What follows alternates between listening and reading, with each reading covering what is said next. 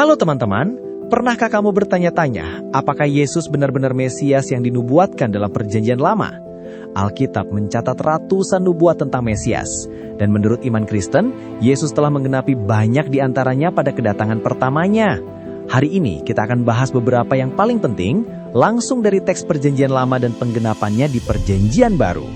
Ini bukan kebetulan, tapi bukti kuat bahwa Allah merencanakan keselamatan kita sejak ribuan tahun lalu. Yuk, kita mulai.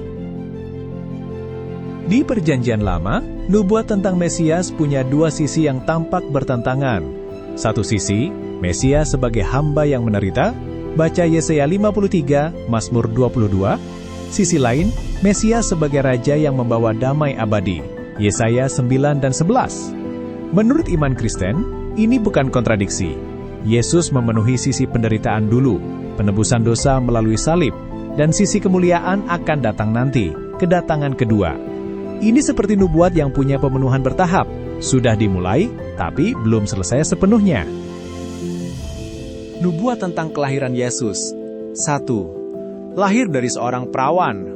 Perjanjian Lama, Yesaya 7 ayat 14. Seorang perawan akan mengandung dan melahirkan seorang anak laki-laki, dan ia akan disebut Immanuel, Allah menyertai kita. Dipenuhi Matius 1 ayat 22-23, Lukas 1 ayat 26-35. Maria mengandung secara ajaib dari Roh Kudus. 2. Lahir di Betlehem. Perjanjian Lama, Mika 5 ayat 2. Dari Betlehem Efrata akan keluar bagiku seorang yang akan memerintah Israel.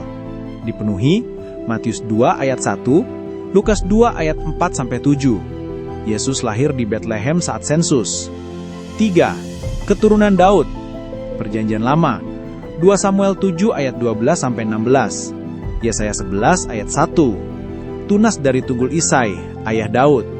Dipenuhi Matius 1 garis Yusuf secara legal, Lukas 3 garis Maria secara biologis. Yesus adalah ahli warisah tahta Daud melalui adopsi dan darah. Ini menunjukkan Allah mengatur segalanya dengan detail luar biasa. 4. Didahului oleh seorang utusan.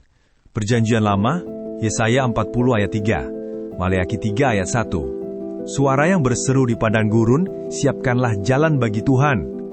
Dipenuhi Matius 3 ayat 1-3, Yohanes 1 ayat 23. Yohanes Pembaptis mempersiapkan jalan bagi Yesus. 5. Pelayanan di Galilea. Perjanjian Lama, Yesaya 9 ayat 1 dan 2. Daerah Galilea akan melihat cahaya besar. Dipenuhi Matius 4 ayat 12-16. Yesus memulai pelayanannya di Galilea. 6. Menyembuhkan sakit dan memberitakan Injil. Perjanjian Lama, Yesaya 35 ayat 5 dan 6, 61 ayat 1. Buta melihat, lumpuh berjalan, memberitakan kabar baik kepada orang miskin. Dipenuhi Lukas 4 ayat 18-21. Yesus baca ayat ini dan katakan, "Hari ini genaplah." Matius 11 ayat 4 dan 5. Ini bagian paling kuat, nubuat tentang penderitaan Mesias. 7. Ditolak oleh bangsanya. Perjanjian Lama, Yesaya 53 ayat 3, ia dihina dan ditolak manusia. Dipenuhi Yohanes 1 ayat 11, Lukas 23 ayat 18. 8. Dihianati sahabat harga 30 keping perak. Perjanjian Lama, Mazmur 41 ayat 9, Zakaria 11 ayat 12 dan 13. Dipenuhi Yohanes 13 ayat 18, Matius 26 ayat 15, dan 27 ayat 3-10. 9. Dipukul, diludahi, tangan dan kaki ditusuk. Perjanjian Lama, Yesaya 50 ayat 6, Mazmur 22 ayat 16.